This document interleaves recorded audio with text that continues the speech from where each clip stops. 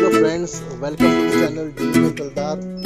और आज एक नई डिज़ाइन के साथ फिर आपके सामने नया वीडियो लेकर आया हूँ। उम्मीद करता हूँ कि पिछले कुछ वीडियोस आपको अच्छे लगे और उम्मीद करता हूँ कि ये भी वीडियो आपको अच्छा लगेगा। इसमें मैं आपके लिए एक कार एडवर्टाइजमेंट लेकर आया हूँ। तो देखिए कि इसको कैसे बनाना है।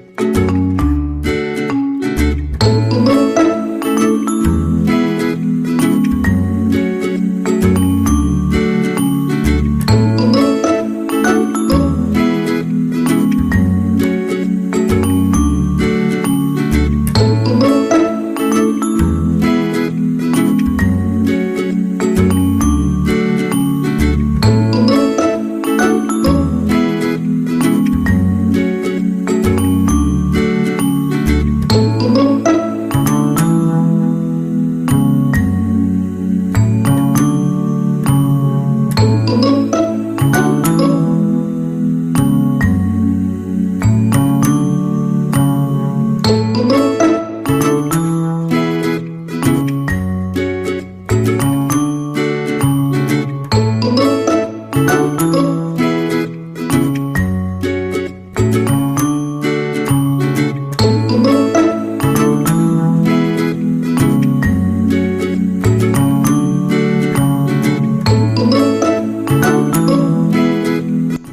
फ्रेंड्स, उम्मीद करता हूं कि आपको ये वीडियो अच्छा लगा होगा। अगर आपको ये वीडियो और ये डिज़ाइन आपको अच्छा लगा तो हमें लाइक कीजिए, सब्सक्राइब कीजिए और शेयर कीजिए इस वीडियो को।